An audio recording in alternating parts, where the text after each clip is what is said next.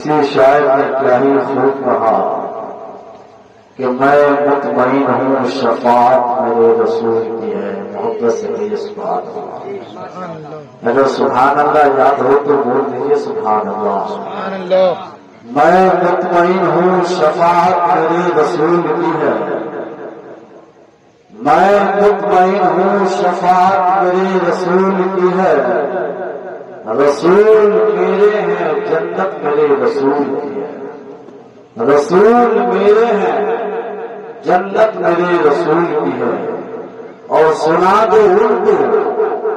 سمجھتے ہیں خود کو جو حاکم، سنا دو اردو سمجھتے ہیں خود کو جو حاکم، زمین خدا کی حکومت میرے رسول کی ہے، زمین خدا کی حکومت میرے رسول کی ہے۔ اور یہاں پہ اپنے پرائے میں کوئی فرق نہیں، یہاں پہ اپنے پرائے میں کوئی فرق نہیں، منافقوں پہ عدالت میرے رسول کی ہے۔ حضرات آپ حضرات گھبرائے نہیں، میں بس 10 سے 15 منٹ کے اندر میں اپنی تقریر ختم کر دوں گا، آپ حضرات اطمینان و سکون سے بیٹھیں۔ حضرات انسان دنیا میں سب سے زیادہ 2 چیزوں سے محبت کرتا ہے۔ کتنی چیزوں سے؟ سب سے زیادہ 2 چیزوں سے محبت کرتا ہے، ایک مال سے اور ایک اولاد سے۔ مال سے محبت کرنے کا عالم یہ ہے کہ صبح سے لے کے شام تک وہ کوشش کرتا ہے، وہ محنت کرتا ہے، وہ مزدوری کرتا ہے۔ مکان اچھا نہیں ہے اس لیے کوشش کرتا ہے اچھا مکان بن جائے، چلنے کے لیے گاڑی نہیں ہے اس لیے کوشش کرتا ہے اچھی گاڑی خرید لو، زمین نہیں ہے زمین خرید لو۔ نتیجہ یہ نکلتا ہے اتنی محنت کرتا ہے کہ صبح سے لے کے شام تک، شام سے لے کے صبح تک وہ کوشش اور محنت کرتا ہے، اتنی محنت کرتا ہے کہ نہ اسے جانے کی فکر ہوتی ہے، نہ اسے برسات کی فکر ہوتی ہے، نہ اسے گرمی کی فکر ہوتی ہے، نہ اسے دھوپ کی شدت کا خیال آتا ہے، نہ اسے دھوپ کی شدت کا خیال آتا ہے، نہ اسے پیاس کی شدت کا خیال، بس یہ خیال آتا ہے اسی طریقے سے اچھا مکان بن جائے، اچھی گاڑی خرید لوں، اسی طریقے سے میں بلڈنگ والا بن جاؤں، اسی طریقے سے میں صاحب ثروت بن جاؤں، اسی طریقے سے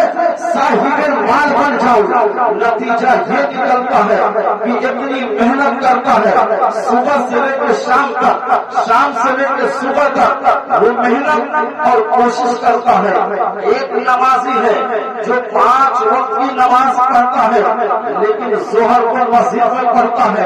عصر کو مسجد میں پڑھتا ہے، مغرب کو مسجد میں پڑھتا ہے، عشاء کو مسجد میں پڑھتا ہے، لیکن ٹھنڈی کے دسمبر اور جنوری کے مہینے میں وہ فجر میں مسجد نہیں جاتا۔ امام صاحب نے پوچھ لیا میاں ظہر میں مسجد آتے ہو، عصر میں مسجد آتے ہو،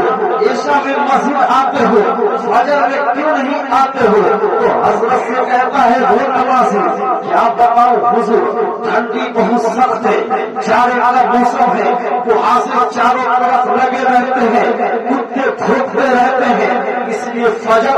گھڑی میں پڑھ لیتا ہوں، نہیں آتا ہوں، سستی چھا جاتی ہے۔ لیکن اے چاند پتی کے اسلام کا شہزادو، ایک سوال کا آپ جواب دو، اگر یہ اعلان ہو جائے کہ دسمبر اور جنوری کے مہینے میں کہ کوئی 2 بجے یا 3 بجے رات میں سیتامڑھی اسٹیشن جائے گا تو اسے 50,000 کا انعام دیا جائے گا، اسے 1 لاکھ کا انعام دیا جائے گا۔ بولو کون ایسا شخص ہے جو 50,000 کا انعام نہیں چاہتا، وہ 1 لاکھ کا انعام نہیں چاہتا؟ چاہے کتنی بھی ٹھنڈی ہو، چاہے کتنا بھی جاڑا ہو، چاہے کتنا بھی کہاسا نہ ہو، چاہے کتنے بھی کتے بھونکتے ہو وہ 50,000 کے لیجیے لہویا گاؤں ضرور جائے گا، وہ 1 لاکھ کے لیجیے ضرور جائے گا، اس لیے کہ وہ جانتا ہے 50,000 کمانے کے لیے مہینوں کی محنت درکار ہے، 1 لاکھ کمانے کے لیے کئی مہینے بھوک اور پیاس کی شدت کو برداشت کرنا پڑے گا،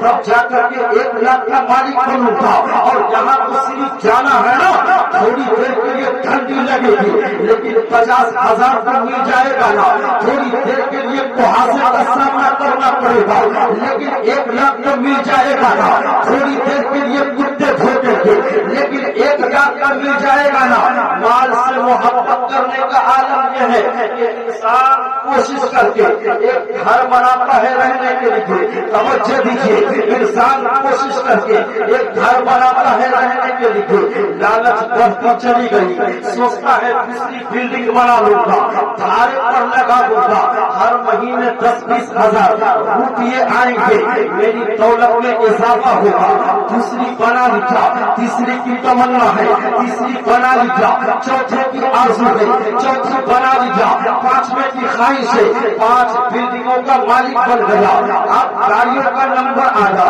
1 گاڑی خریدا، اب سوچتا ہے دوسری گاڑی خرید لوں، شادی میں بھاڑے پر چلاؤں گا، اپنے چلانے کے لیے 1 گاڑی، اب دوسری خریدا، تیسری کے لیے کوشش کرنے لگا، اسی طریقے سے تیسری، چوتھی، 5ویں، 6ویں خرید لیا، زمینوں کا مالک بنا، بینک بیلنس کا مالک بنا، ہیرے جواہرات کا مالک بنا، اور اولاد سے محبت کا عالم یہ ہے بیٹا کیسا بھی ہو وہ ماں باپ کے لیے آنکھوں کا تارا ہوتا ہے، بیٹا اگر لنگڑا بھی ہے وہ بھی باپ کے لیے بڑھاپے کا سہارا ہے، بیٹا اگر کالا بھی ہے وہ بھی ماں کے لیے چاند سورج سے کم نہیں ہے۔ انسان یہ دعویٰ کرتا ہے یہ بیٹا ہمارا ہے، یہ بیٹی ہماری ہے، یہ روپیے پیسے ہمارے ہیں، یہ ہیرے جواہرات ہمارے ہیں، اب میں امیر بن گیا، اب مجھے کس چیز کا کم ہے، مجھے کس چیز کی فکر ہے، میں تو پیسے والا ہوں، میں تو مال والا ہوں، میں تو بلڈنگ والا ہوں، میرے پاس سینکڑوں بلڈنگیں ہیں، لیکن اے چاند پتی کے اسلام کا شہزادہ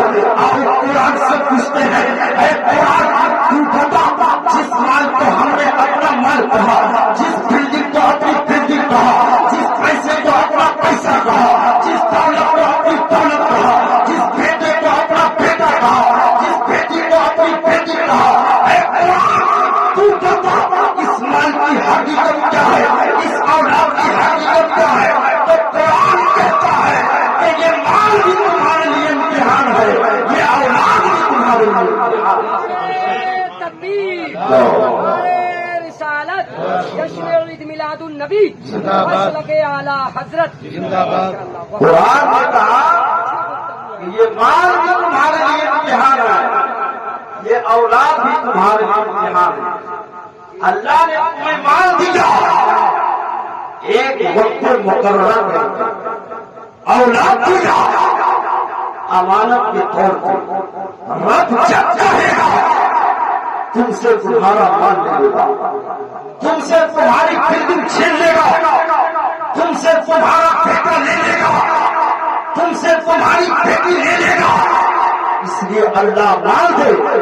اللہ کا شکر ادا کیا کرو، اللہ اولاد دے اللہ کا شکر ادا کیا کرو، کبھی تکبر نہ کرنا، کبھی غرور مت کرنا، کبھی گھمنڈ مت کرنا، کبھی اپنے آپ کو فرعون مت سمجھ لینا،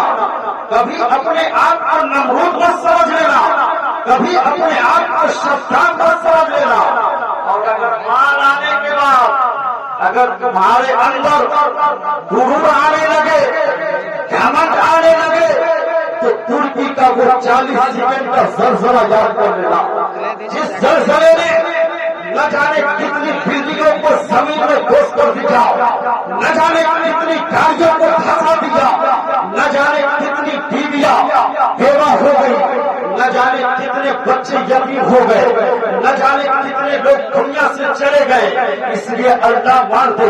اللہ کا شکر ادا کیا کرو، اللہ اولاد دے، اللہ کا شکر ادا کیا کرو، اللہ اولاد دے، اللہ کا شکر ادا کیا کرو۔